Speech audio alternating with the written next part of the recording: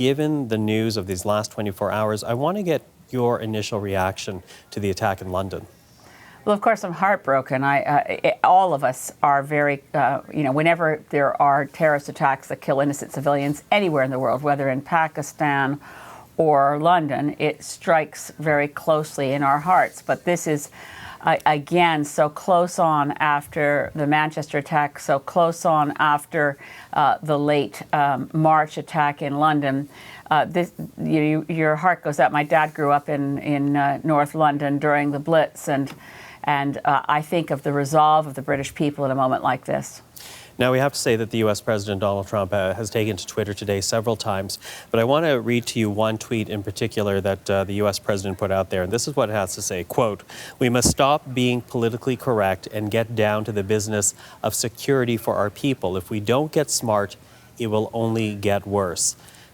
What's your response to that when you hear Donald Trump say that we have to drop the political correctness around issues of different religions in a society, of a diversity in society, and really crack down and be much more secure?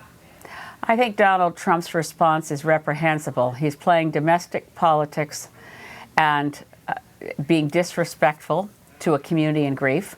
Mayor Sadiq Khan has done nothing through political correctness to bring terrorism to his people. Quite the contrary, he's been conscientious. There have been efforts. I think it is a domestic issue in the UK, the extent to which his Home Secretary, Theresa May, cut police forces in Manchester, for example. This is a very, as you said, this is terrorist attacks just before people go to the polls. So there's a big question of how this affects British voters. But for a U.S. president to blunder into this, and in some of his tweets, it was clear that he was holding up Sadiq Khan as mayor of London, particularly as though he was at fault. I've never seen anything like that coming from a White House. You think back to FDR saying we have nothing to fear but fear itself. Did that make him responsible for Hitler? I'm sorry, Michael, you'll hear anger in my voice. I am appalled by what the U.S. president is saying and doing at a time that all allies of Great Britain should stand with the people of the UK, should be very clear that we all stand together against terrorism, and no one is at fault because they're unwilling to resort to racism and Islamophobia. I wonder, though, because we do have Canadians who've been radicalized here by what they've seen on the internet. We've seen Canadians try to make their way overseas to take part in extremist activities. How worried should Canadians be about a similar attack happening on our soil?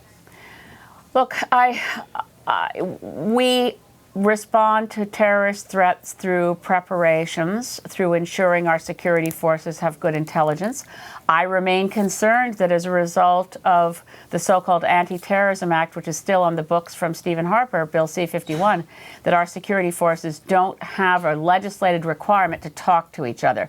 We still have silos of security, and we've now emboldened the CSIS agents to be able to take what are called disruptive actions. We've got a bit of a mess on our hands that needs to be cleaned up, but I don't think it makes sense for any population to respond with fear. What we need to do at a time when random attacks on innocent civilians are a tactic of any political group, and bear in mind the UK and the citizens of the United Kingdom, it's not that long ago that they went through terrorist attacks fomented by the IRA, and now here they've achieved peace and security within Ireland. It's important to focus on solutions. It's important to have adequate prevention.